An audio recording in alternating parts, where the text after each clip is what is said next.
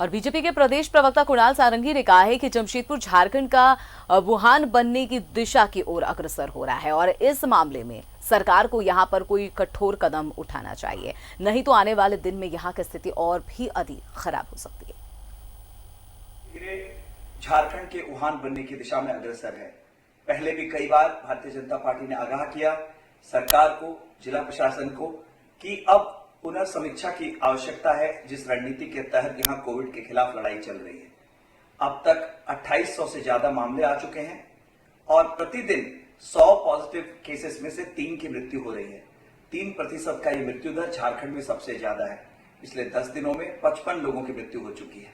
तो कहीं ना कहीं जिस तरह की व्यवस्था धरातल पर दिख रही है, उस व्यवस्था के साथ कोविड की लड़ाई नहीं लड़ी जा सकती। महोदय से कि अविलंब जमशेदपुर की स्थिति की पुनः समीक्षा की जाए, क्योंकि जो स्थितियां बन रही हैं, लॉकडाउन के प्रासंगिकता धीरे धीरे बढ़ती जा रही है।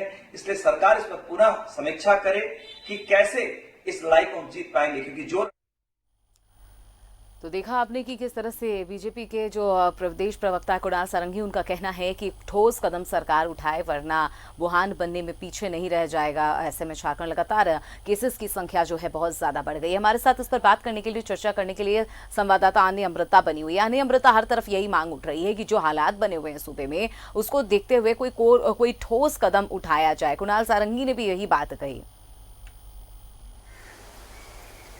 बिल्कुल अमिता, उनका इशारा इसी तरफ है कि कहीं ना कहीं अब लॉकडाउन की आवश्यकता है। न्यूज़ 11 पर भी कई सेक्टर्स ने ये मांग की और लगातार हम इस तरह की खबर दिखा रहे हैं, क्योंकि लोगों को लगता है कि अब यही एक समाधान है। जब संक्रमण इतना बढ़ रहा है कि एक एक दिन में 100 और 150 केसेस आ रहे हैं। हम जमशेदपुर की अगर बात करें अमिता, पूरे झारखंड में तो ये है ही, जमशेदपुर की बात करें तो रोजाना 100-150 आंकड़े आ रहे हैं और ऐसे में ये बहुत बड़ा चैलेंज है किसी भी अस्पताल के लिए। तो TMH के लिए भी ये बहुत बड़ा चैलेंज है कि एक तरफ पर्याप्त मात्रा में ऑक्सीजन सिलेंडर की जरूरत है, ICU CCU दुरुस्त होने चाहिए, क्योंकि एक तरफ तो सांस फूलने की शिकायत पे लोग पहुंच रहे हैं और एकदम सीरियसली पहुंच रहे हैं, दूसरी तरफ एसिम्टोमेटिक हैं जो स्वस्थ होकर घर चले जा रहे हैं। तो ये बड़ा ही विरोधाभासी है कोरोना का जो ये खेल चल रहा है अमिता। ऐसे में ये जरूरी है कि सरकार कोई कदम उठाए। अभी मैं TMH के सामने खड़ी हूँ, मैं आप कैमरा पर्सन को कहती हूँ कि वो दिखाएं। भीतर जो है जो स्पेशल टीम बनाई गई है प्रशासन की, वो जांच कर रही है इस बात की, कल से लगी हुई है कि आखिर इतनी ज्यादा संख्या में मौतें क्यों हो रही है।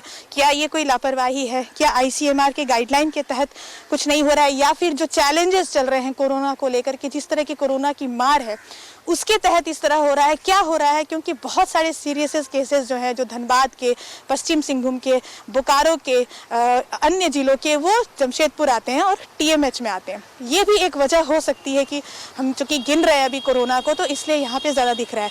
लेकिन ये कहीं ना कहीं TMH से जुड़े लोग भी इस बात को ये स्वीकार कर रहे हैं कि नहीं, बहुत ज़्यादा है ये मौत का आंकड़ा।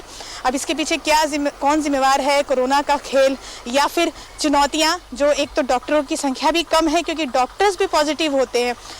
अमिता, आप ऐसे सोचिए कि एक तो डॉक्टर जब कोविड वार्ड में ड्यूटी करता है, फिर वो रोटेशन पे चलता है ना, फिर वो क्वारंटीन हो जाता है, फिर अगले डॉक्टर की बारी आती है। तो इस तरह से जब काम चल रहा है और इस तरह से जब नर्सेज और डॉक्टर भी कोरोना पॉजिटिव हो रहे हैं, तो आप समझ सकते हैं कि कहीं ना कहीं ये चैलेंजेस हैं जो इन सब चीजों का कारण बनते हैं। अब ये टीम क्या कुछ सामने ले आती है तो देखना होगा। सही कहा अमृता आपने। अब चैलेंजेस तो है, लेकिन अंदर कहां पर क्या गड़बड़ी हो रही है या फिर क्या समस्या आ रही है, वही टीम जानने के लिए गई है। अब टीम जब बाहर निकलेगी तभी बता पाएगी कि आखिर उन्होंने उस जांच में क्या कुछ पाया है। तमाम जानकारी के लिए बहुत बहुत शुक्रिया आने अमृता आपका। तो ठोस कदम उठाए जाने के जो सुर हैं लगातार उठ रहे हैं। ऐसे में हमने देखा है कि बीजेपी भी लगातार यही बात कह रही है कि सूबे में जो हालात बन रहे हैं कोरोना काल में, उसे देखते हुए कोई ठोस कदम उठाए सरकार और हो सके तो लॉकडाउन की भी कदम उठाए सरकार।